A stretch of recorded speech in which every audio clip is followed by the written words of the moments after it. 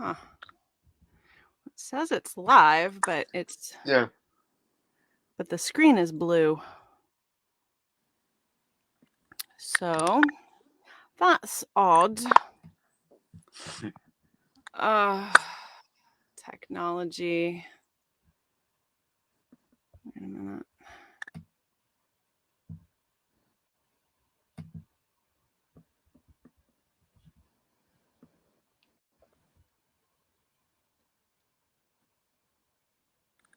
All right. I think we're good. Thank you for your patience. Mm-hmm. Good morning. Good Good. morning, friends and family. Good morning, my friend Rob. How are you? I'm good. How are you? I've decided to become British. Sounds good. Okay, hold on. I'm trying to share this. And don't you love how everybody gets there we go. Um Everybody gets the like real life joy of this every single time. We get the behind the scenes view in front of the curtain. In front of the scenes. Mm-hmm. No. Okay. All right. Thank you, my dear friend. Okay, now it's shared. So hopefully people will be able to find us should they feel so inclined. And now we can come and be fully present with one another. Um, Good morning, my friend. How are you? I'm good. Under the circumstances, good. Having a few technical issues this morning, were you? Yes. My computer decided not to respond, so I went. I called an audible, did a shotgun, and um, now I'm on my phone. So Now you're on your phone. situations change sometimes minute to minute. Second So to second. that is the truth. So today is interesting. Um Not unlike any other day, but we are here on the 20th anniversary of 9/11, and I I don't know why. It could be just where I am emotionally. It feels I don't know, somehow bigger or more substantial, more I don't want to undermine the 20 years that have passed. Um, Maybe it's because of where we are in the moment, socially, right. emotionally, in our world. Um, it just feels really heavy, and it feels like we are like I don't know about we, but I am charged with like really sitting in the shit today. I feel like compelled to just sit in the magnitude of it all and the sadness of it all. And maybe that's a bummer.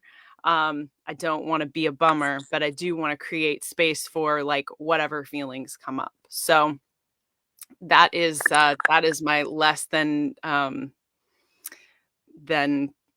rehearsed introduction to our conversation today. The topic of our discussion was yours. You created that one. So the sort of existential situations. And so what compelled you? Maybe it didn't have anything to do with 9/11, but It it certainly did, and it it also, I think, to your point about uh, not knowing how to feel, or the magnitude being different or heavier, and I think that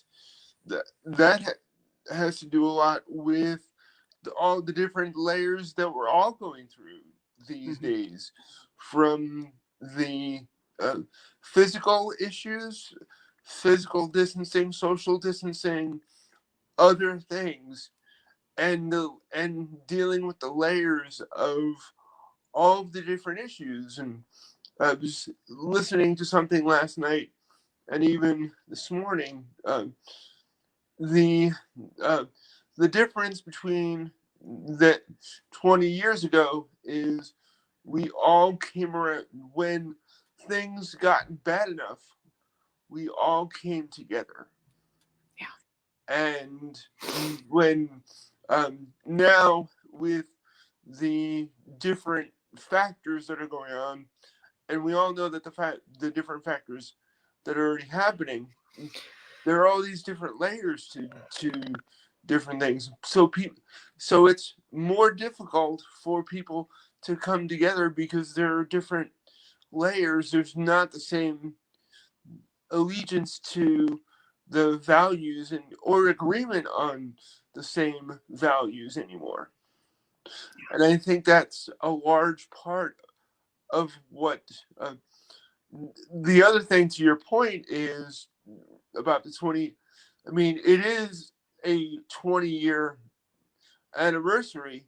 Um, and some people that I know don't necessarily like using the word anniversary.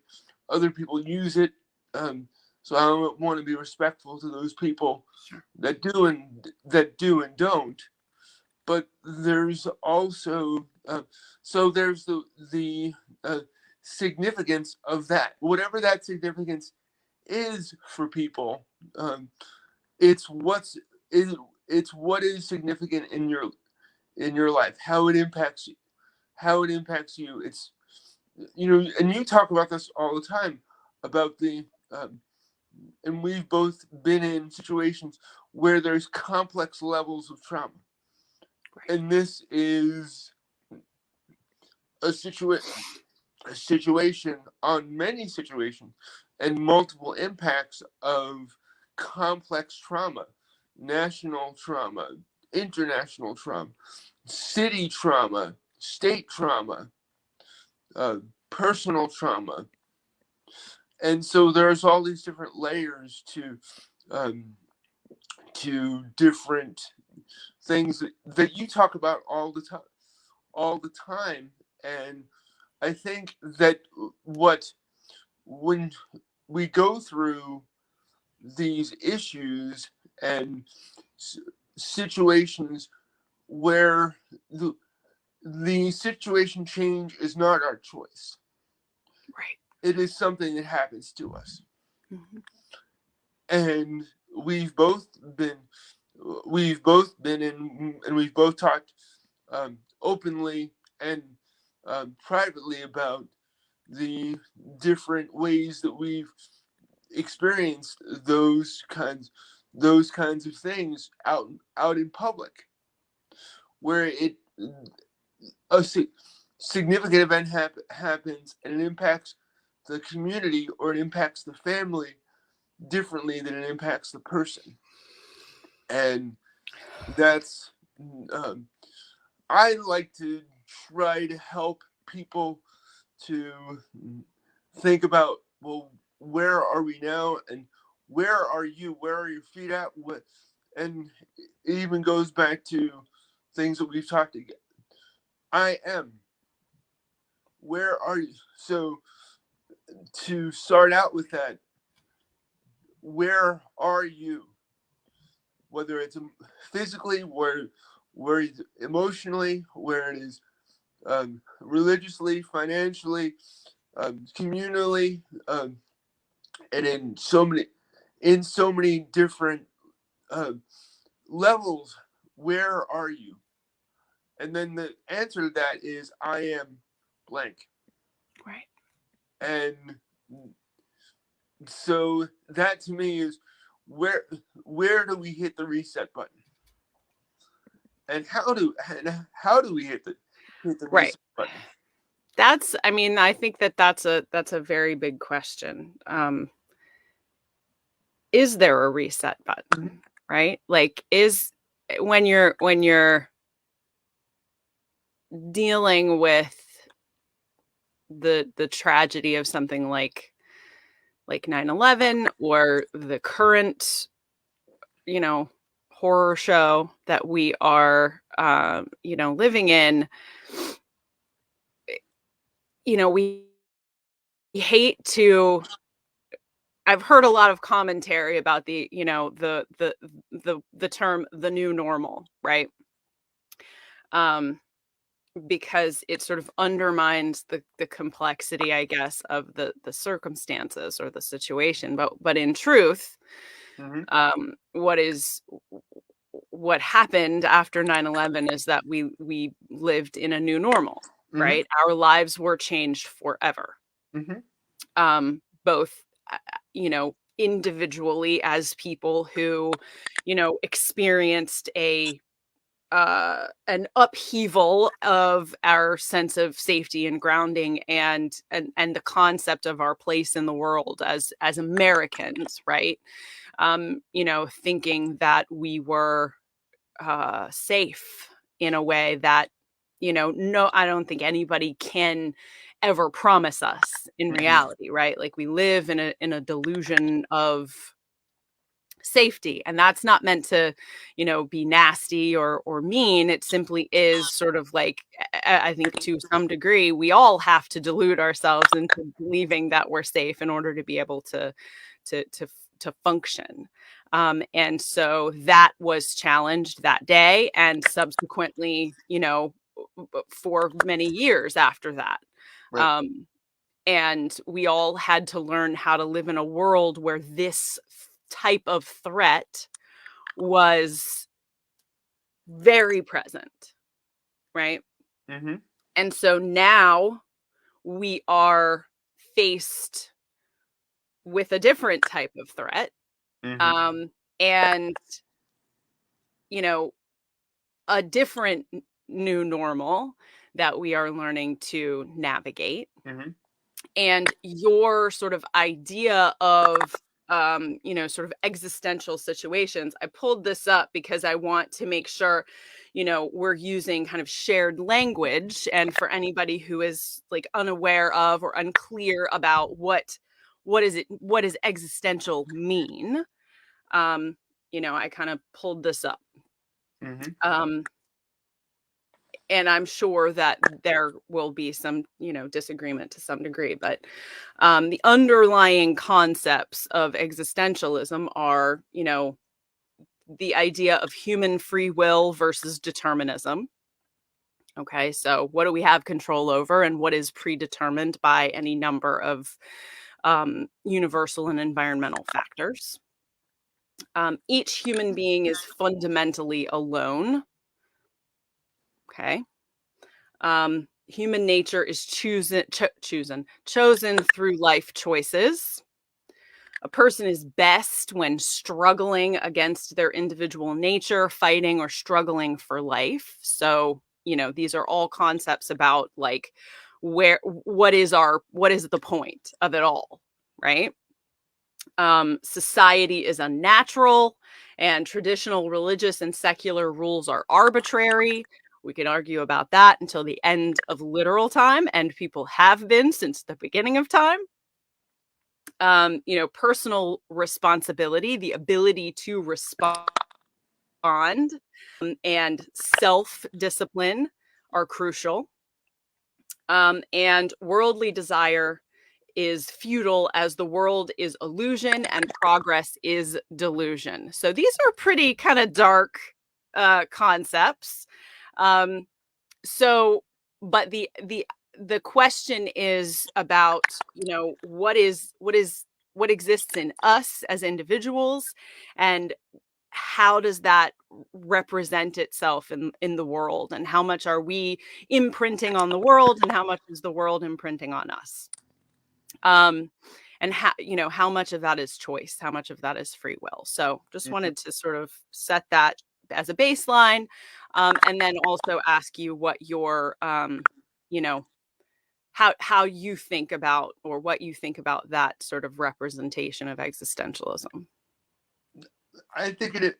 I think of it in terms of, and that's all true and theoretical and more thought out, a more thought out definition and as you've said, people have um, discussed it, argued it.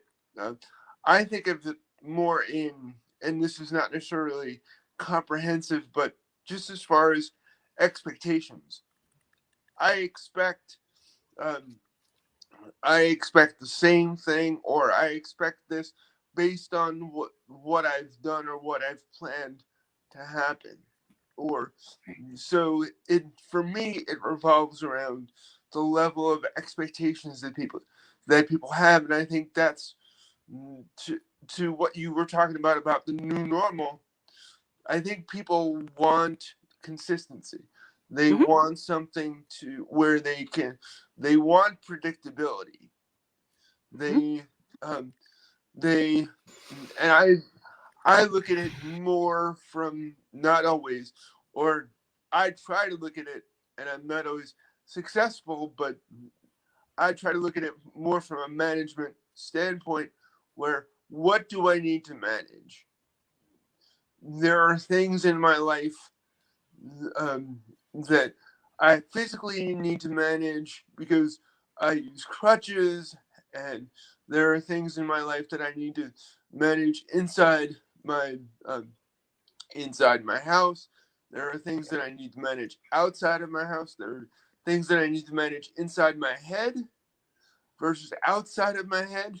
Um, that itself can be a struggle. As as you probably know, and so I look at it more from those two vantage points, because what people expect and what people can manage, those are more basic, um, than and those can be transmuted and transferred in different ways and in different situations. Um, It's really interesting, um, because when what came up for me in mhm. what you just said is just this sort of like, I mean, I say that it's really interesting. I don't know if it's interesting. Who knows if what anything that comes out of my head is interesting, but um I'm immediately called to this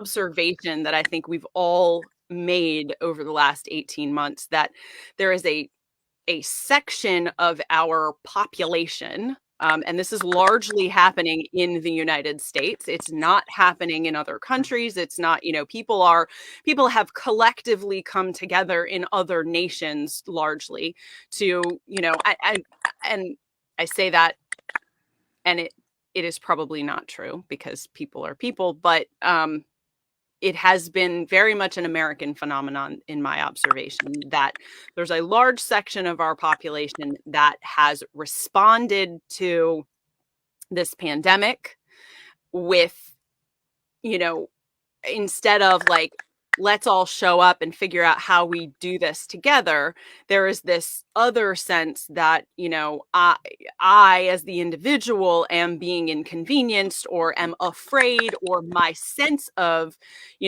consistency and my entitlement of, knowing what's going to happen next, or of having a relatively unencumbered existence, has been challenged by this pandemic. There's that section of the population that says I shouldn't be inconvenienced by Right. this. My individual, liberty, and I say that for those who will be listening to this in digital, I mean in audio only, with air quotes, my sense of liberty has been challenged. And I don't want to spend too much time, focusing on these folks. However, you talk about, your experience living with CP as this, sort of lifelong understanding of how to navigate the things that are happening to you, because you have not had, this sort of privilege of consistency, the privilege of always knowing that when you are showing up somewhere, all your needs are going to be met. You've never been able to take that for granted. And so I think that it's an interesting juxtaposition to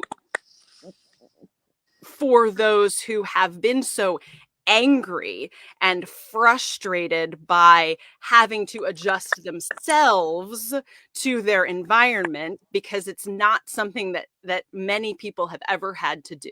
Their environments have met them. Their environments have always been welcoming to them. And so those individuals have never had to learn that skill set. Mhm. And so that was a long sort of rambling, winding road to get to like the conversations that you and I often have about what humans should be expected to know how to do and be able to do, adjust to, and also what responsibility, quote unquote, society has to create an environment that is accommodating. And maybe I just like threw out this huge thing, but like there's it feels like there's a spectrum here that we need to discuss. Okay. So the when you there's all of these different, I'll say, not levels but privileges, and because there are people that have, and I'll use the simplest one, at least for me, to, is the ability privilege. Right. Everyone else has, and I have ability privilege too, Right. and so I I'm able to use crutches. There are friends that I've had that they've been in wheelchairs for almost their entire life, and they've been paralyzed either from the waist down or from the neck down, and so I have ability privilege too, and I know that I have ability privilege as it relates to the people that some of the people that I know from on one side of the spectrum. So, but there's also these other people that, you know, of course they're going to get up. Of course, they're going to be able to just go to the bathroom and even, and I'll give you a simple privilege that a lot of people don't, using two hands to do whatever. Even though I have two hands, I use one hand to hold my crutch, and then another hand to uh, have to hold something else. And I'll give you even something that happened this morning. My refrigerator started beeping, and that was a sign from the universe that I wasn't moving fast enough. Mm. So because I was putting the things down after it was beeping for about 2 minutes. But I was, so that's the that to me, even though I'm in my house, Right. that's a reminder to me that the rest of the world, because the way the world is designed, or and it makes, on one level it makes sense, because they want to do it because to save time, energy, and other things. But having that uh, reminder reminds me that I'm not moving fast enough. Right. And And so you are, that is those things are constant reminders, right? Of, you're not, hey Rob, I want to pause for 1 second. You're like, it sounds like you're touching the microphone or it's like clicking. So I'm not sure. It sounds like you're typing on a keyboard. no, I don't know if it's I'm breaking up or not. It might just be that I'm breaking up. So, It feels like it maybe where you're holding your phone or something. okay, let me. It's like touching the microphone.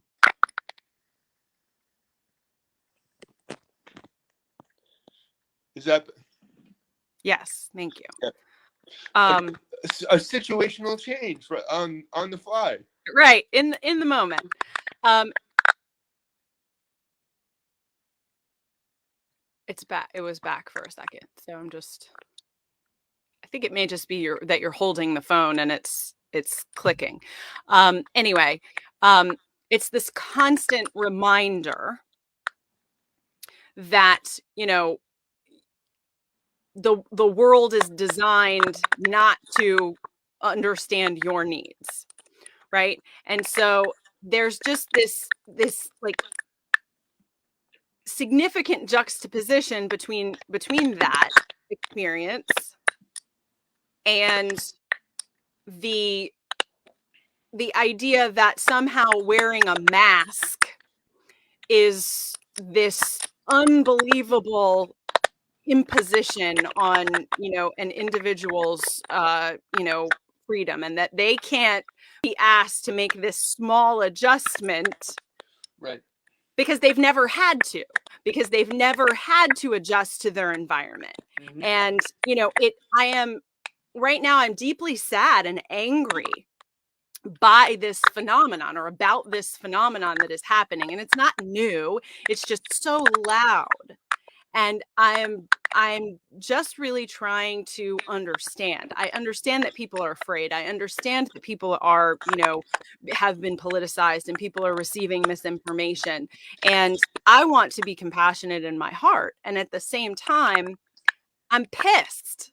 Like, let's say what we say, and be honest about, the fact that, um, this sort of unwillingness to adapt and adjust and, recognize that privilege that you've always had means that you're putting other people's lives at risk, and you're keeping us collectively from being able to move forward. And I think that, after 9/11, we came together in a different way. We made, it's not like people weren't yelling and screaming about their liberties being, infringed upon. And I think that Right. those are important conversations. Like, we shouldn't just blindly follow. We should be challenging. We should have critical thinking skills. We should ask if things are an overreach. And at the same time, when we want to work toward some sort of collective understanding of, Right. What is our responsibility toward one another, Mm-hmm. how much is predetermined and how much is about how we each show up as individuals to a situation. um, I feel really angry right now, and I don't know what else to do but express that, right? And I come to this space and I feel like I have to be, the voice of reason to some degree, and I have to be, you know, above it. I don't know if that's an accurate representation or if anybody even expects that of me, but Mm-hmm. it's a responsibility I kind of feel for myself. And so this emotion that I am having right now feels more raw and bigger. And I would be lying if I didn't just come here and say, especially on this day, that um, you know, I'm I'm always hopeful, and I believe that people have good hearts and they mean well. And at the same time, I'm really upset and afraid and disappointed with a lot of people right now. Right. And I feel like there's just an immense amount of pain in the world. Mm-hmm. Um, Well, and I think that um, one of the privileges, especially now, is the especially with it being 20 years, mhm, there's generational privilege. There's the privilege of people that didn't have that now, um, they don't have that safety. They've never had that safety because Right. they have always lived in a world where, um, whether it's the TSA, whether it's terrorism, whether it's school violence, whether it's um, other things, they never have. They never really have a sense of safety. Whereas as you talked about delusion and illusion, yes, it might have been an illusion, but at least it was there. It was something that people could hold on to, and people can't necessarily hold on to that because there's this understanding that the government, or other things or institutions or whatever can't protect us. Hmm. And the um, and that um, and what I talked a lot about with the difference between generations is people that were born after the ADA versus people who were born before the ADA, and um, there's so they don't people before born after the ADA don't have a sense of how difficult it was outside of history, Right. um, and so there's that's both good and that's um, negative, or it could be negative because then people need to work harder to get the sense of uh, whatever they need, whatever their sensibility is, whatever their safety is. And I think that from uh, from a situational standpoint, it's how does not only the individual engage, but how do we engage as a member of society, uh, and a uh, a member in our family, or in having these different roles of doing all these different things and filling these responsibilities. And some people don't have that sense of responsibility. They just what they only see what they need to do for themselves, and Right. that they're here to live their lives and be as successful as they possibly can, Right. and here they're not here to help and to be uh, to be part of the human experience and to learn, and they're just so their their thoughts and their definition of existence and why they exist is fundamentally different. And Yeah. I think that's a large part of why there's different um, definitions of what someone's responsibility is.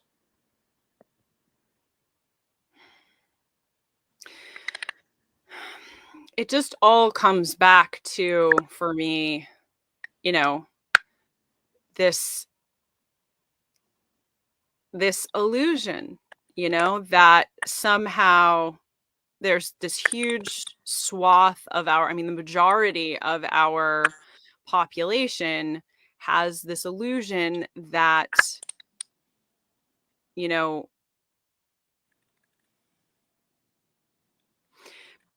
people in marginalized communities have never had the illusion that they were unequivocally safe and entitled to their own safety, right? Because they Like don't. people of Mhm. color, LGBTQ folks, people with disabilities, people, Right. people with severe and persistent mental health issues, you know, people of minority religions, like always in history, these are Mhm. individuals who have known Mhm. the reality, and that is that the government is not here to protect you. Society is not here going to show up and roll out a red carpet for you, right? Right. And so this is I mean, it is a further illustration of white privilege, right? And Right. it just is, and ability privilege, and heteronormative privilege, and all of the sort of quote unquote norms that have been laid out, and it just it is so illustrative of sort of the different experiences that people have in the world, and how toxic it is to you know to live in a world that tells you you're exceptional, and that tells you that you're the one that that everyone should step aside for. And if that's true, then we're all exceptional, and the world should be creating access points for everyone to be able Mhm. to have that sense of comfort, Right. as a a case manager for individuals with intellectual and developmental disabilities. One of the things that became very clear to me, that is perpetually, made obvious to me every day, continuing to work in community mental health, um, and that is that fundamentally in America, because this is the only place I've ever lived, in America, people, uh,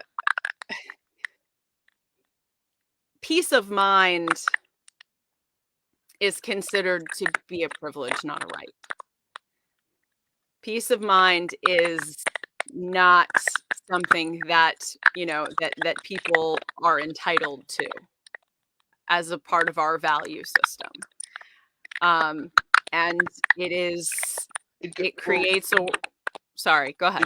it goes to what um, people competing against each other, Right, and that level of competition where it's you know at the end of a game, or a board game, a football game, and whatever activity, when you're done with a game, um, unless you're 10, you don't flip the board, right, um, and because you're going to lose.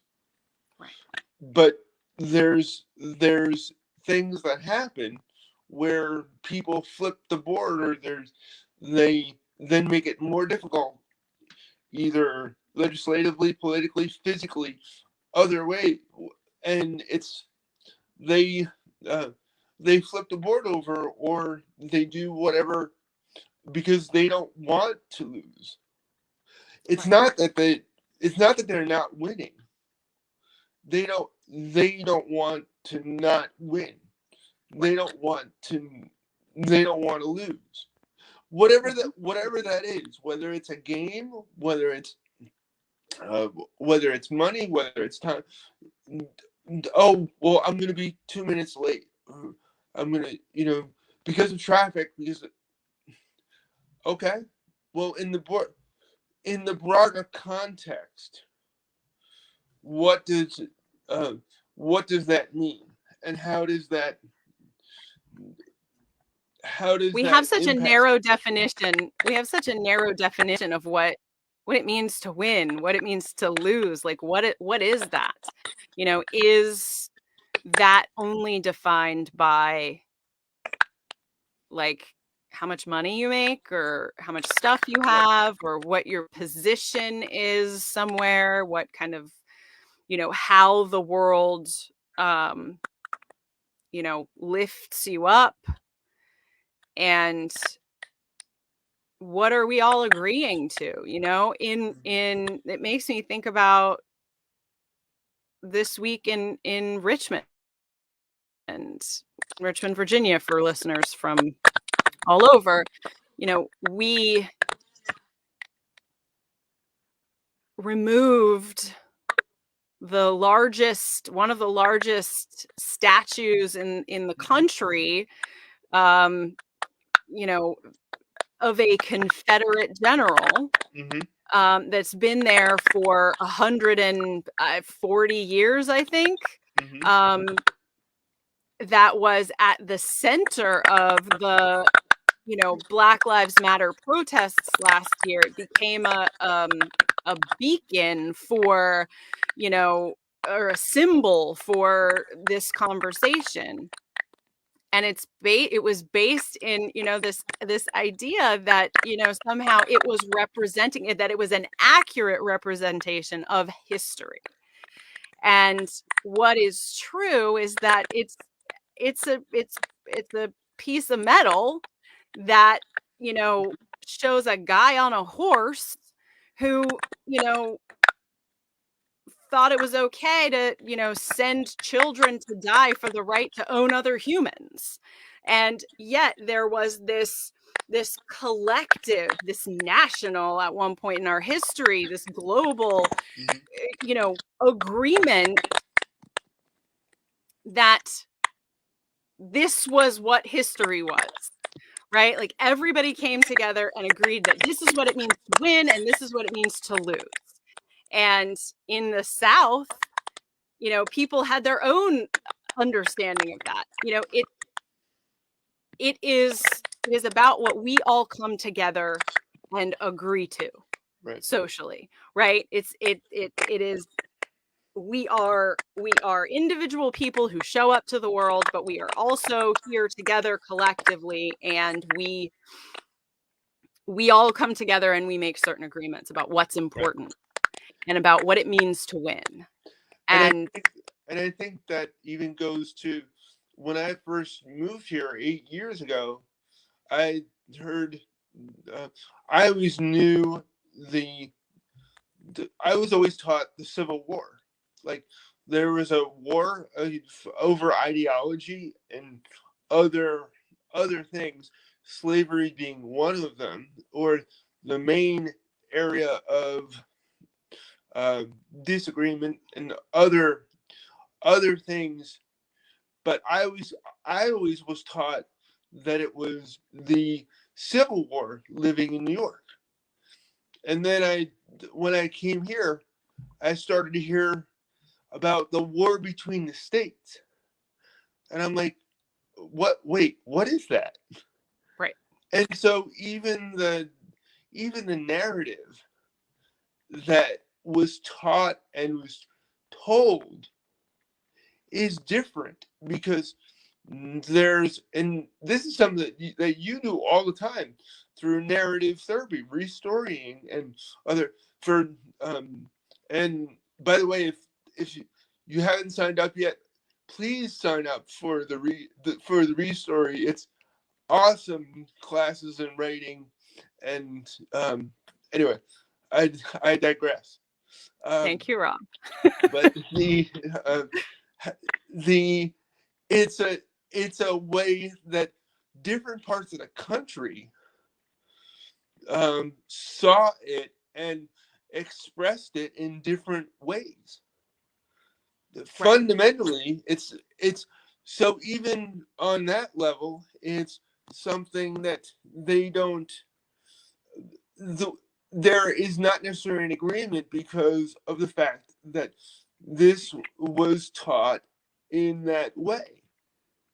We made the world really, really small through technology in the last 20 years, right? And what we are being, I think, presented with is this a new awareness that there really isn't as much of a shared narrative as we may have uh, been, led to believe. Mm-hmm. And that it is possible to sort of just create your own truth And and mm-hmm. just live in that.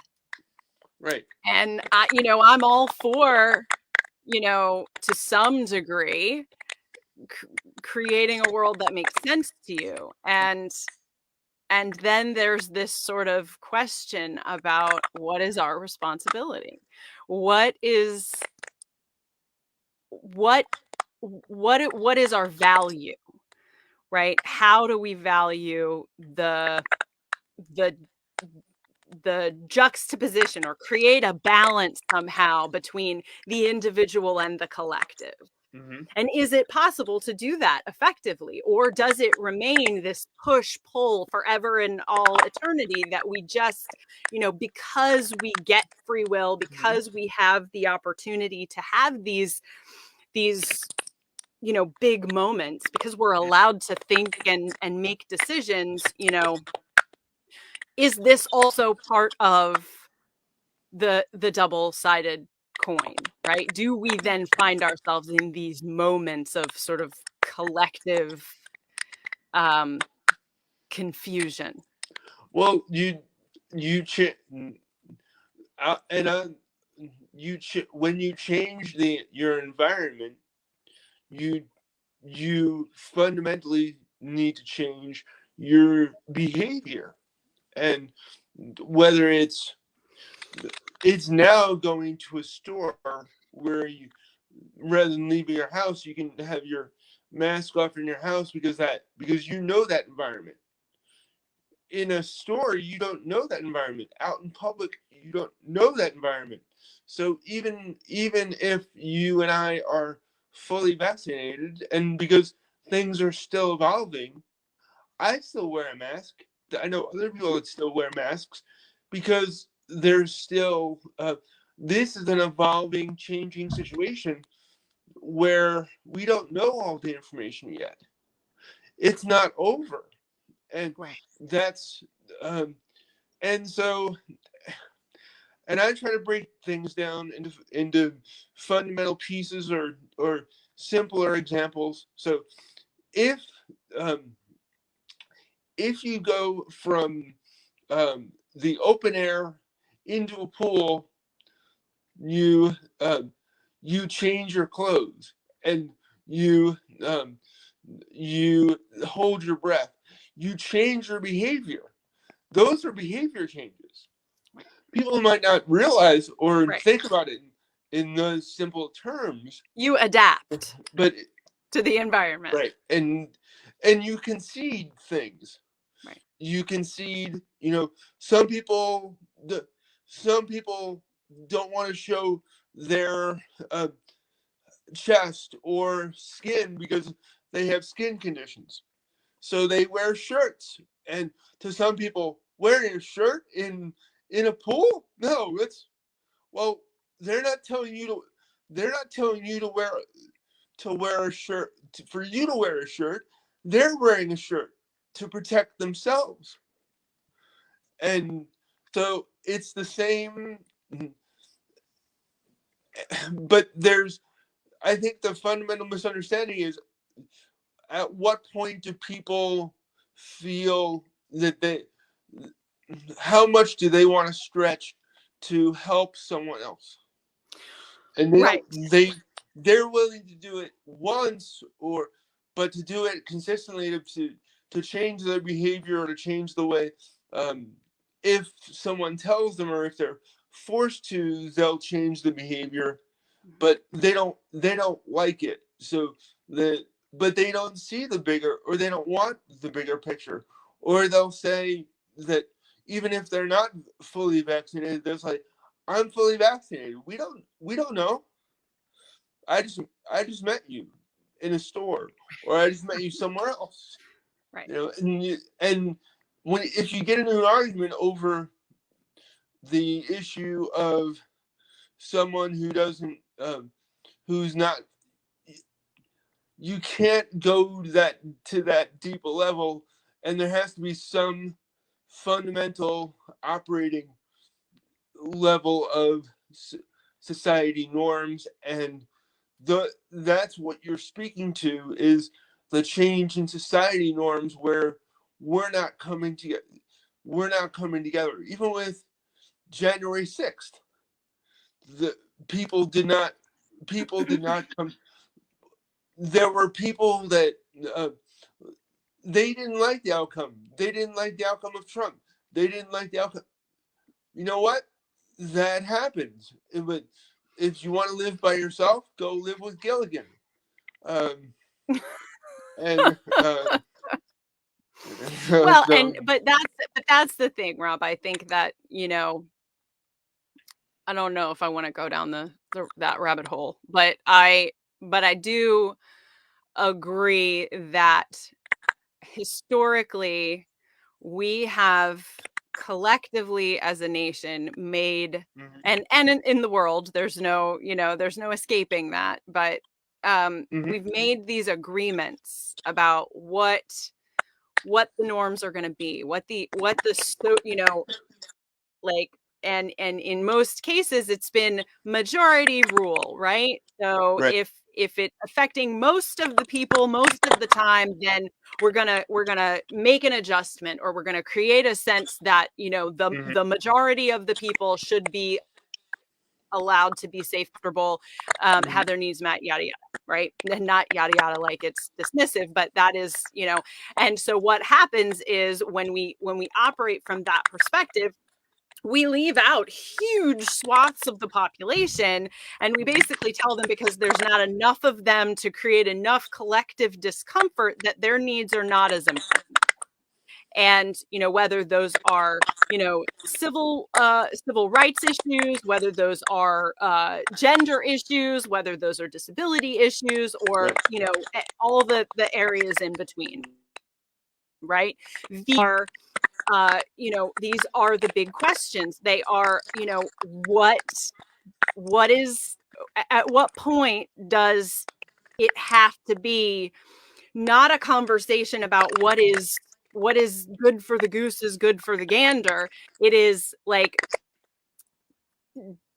does the goose, okay, if we're going to stick with this analogy, say there's 100 million geese, and there's 50,000 gander.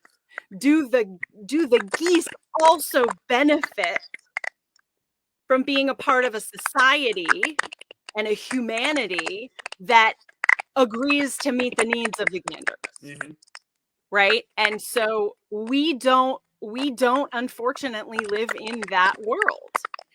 And we still live in a place where if somebody says, well, if I'm not affected and my family is not affected by this, then it is not my responsibility to consider that other person over there who may have a different experience than I do.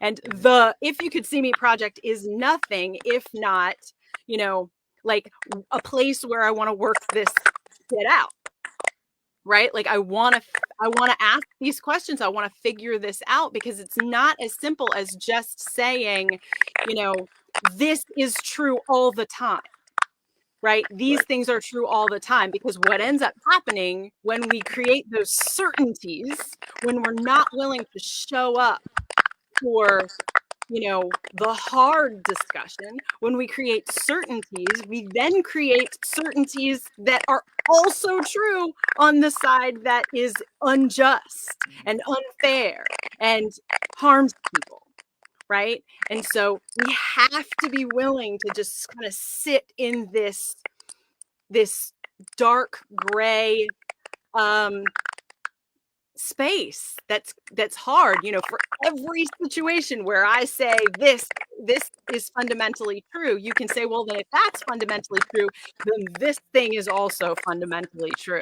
And it Mhm, and it pokes holes in my argument. And I mean, I guess that's why we have the fields of religion and law and philosophy, and all of these areas where we collectively as humanity have discussed existential ideas for since the beginning of time.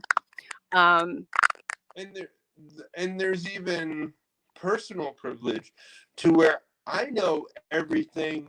I know all of my experience or the perspective that I'm coming from, but but I don't know, or I don't want to know what your perspective is. So right. either I'm going to physically, or just because I don't understand it, I'm going to stop listening, or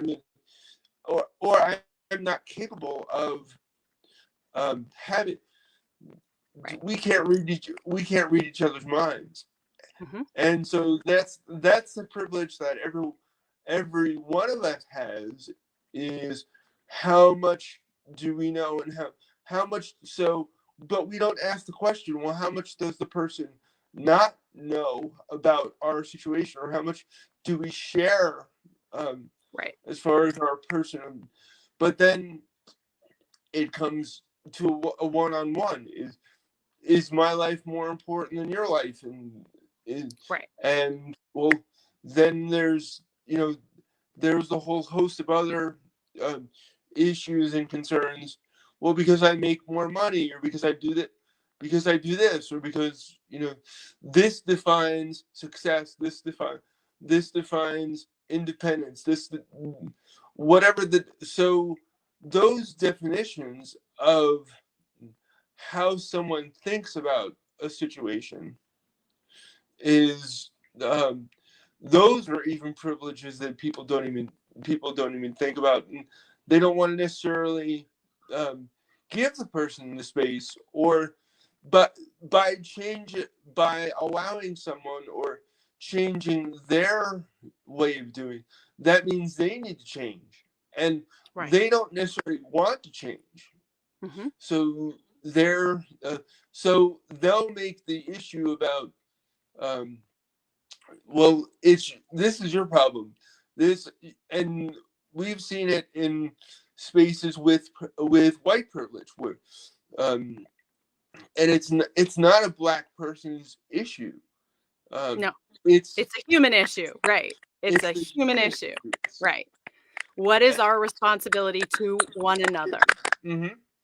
and the and the thing that people don't understand is, the from a situational standpoint, that the most important thing is the power that exists in a situation. So who has the power in a situation, and what are the power dynamics of that situation, whether it's a, um, house situation, whether it's community situation, whether it's, um, and but do the people want to work together, or do the people who have the power um, want to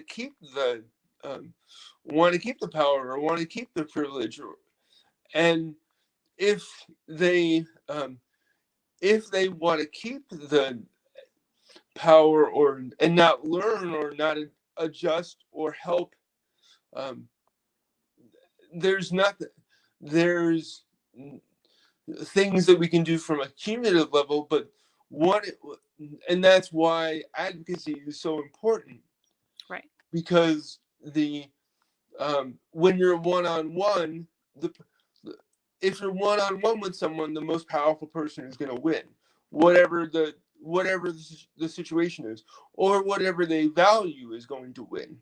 Right. And while I agree 100% that advocacy is essential, and have been doing that work for 15 years now, I also get really angry at the need for it, right? Like, just fundamentally, I get angry at a world that creates an environment where people have to, plead, and take so much of their energy and time and emotional focus in getting basic needs met, in having, people, in demanding that people with more time, more energy, more power, Mhm. more all those things, to deem their issue worthy of attention. That makes me very angry. The amount of emotional labor that is required of people in marginalized groups, I find, I find that it is absolutely necessary. It is empowering for a person to learn to tell their story. It is empowering for a person to speak up, and yet simultaneously, I carry a certain amount of rage that Right. has to exist, that we do not care more for and better for one another as humans in this And world. using the advocacy example, so people that advocate or people that call their legislators or Spanberger or Brat or whoever the other uh, representatives are, is that um, even the people that call and advocate, they represent other people and legislators and people who understand this.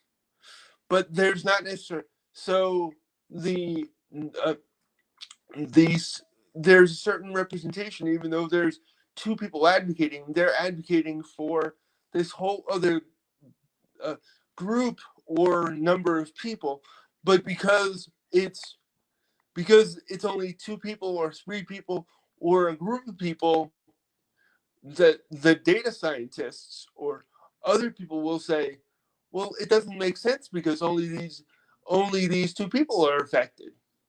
Right, And where they don't see the information that is beneath the data, and right, they just see the immediate impact or the immediate, and they so it's going to be difficult for because they only see it from a number standpoint, right.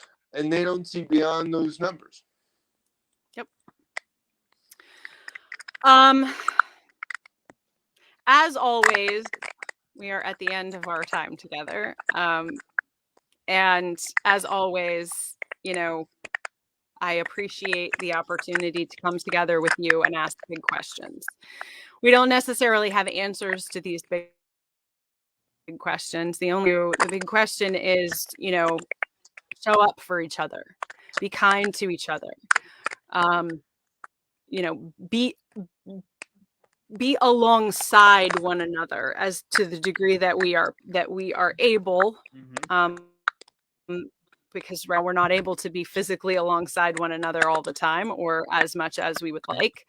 Um, but there is not one right answer other than to be kind to one another, right? To have compassion for ourselves and for each other and try to find some middle ground, um, because any other certainty creates conflict. I don't believe in certainty in most things, except that we should be kind to each other and we should treat each other with dignity. Um, and I, I'm struggling right now. And to me, there's a difference. There's two different ways. There's surplus of what someone has, whatever that is, the intelligence, money, whatever, and scarcity. Right. So, and everyone has a surplus of something and a scarcity of something else. Hmm. Um, and that's, I think, even the people who are successful or have a lot of money, they still think in scarcity terms. Right. Right. That they can only win if someone else loses. Right. So, and they can only also, you can't convince people. You can help people. And I think that goes to what you said about being kind. And I Mhm. appreciate your kindness and today and always. Um, but the kindness and being helpful, it's so basic, but it's also difficult for people because what their what their definition of kindness is or who they're kind to is, those words might not be limiting, but who they're being helpful to or who they're being kind to is limited. Yeah. Right. Right. Or we decide who's worthy of our kindness, who's worthy of our respect, who's, Mhm. you know, and we can treat people kindly and also be clear about our boundaries and our expectations of them. I Yeah. can tell someone that I expect them to get vaccinated. I can tell someone that I expect them to, Mhm. to show up with a certain amount of basic human decency for other people, and also not attack them at their core. I cannot make fun of their physical appearance. I cannot tell them that they're stupid. I can, I can speak my mind and set clear and understandable boundaries for what I expect of humans without treating them with a lack of dignity. Right. Um, and I think that is something that we all, you know, on the whatever pro science, pro vaccination, pro liberal, like we can agree to that, Mhm. to not call people stupid, and to not tear them down. We're not calling anybody in by telling them that they are fundamentally, ignorant and stupid. It doesn't help the situation. Dignity is a basic human right. Right. And yeah. Exactly. We can disagree and we can do so with dignity. Mhm. Rob, as always, thank you so much for joining me. And thank you to everyone who joins us for these conversations, whether you show up live, whether you scroll through, whether you join us on the podcast feed, whether you watch these videos later. To me, this isn't a space for answers. This is a space to discuss big questions and to decide where you fall, what you believe. If you are listening to this and you think we're 100% wrong or we don't make any sense and you don't understand, like, reach out, ask your big questions, become a part of this conversation. Send us your thoughts on the things that we're talking about. Send me your questions. Um, your ideas about how to further these conversations.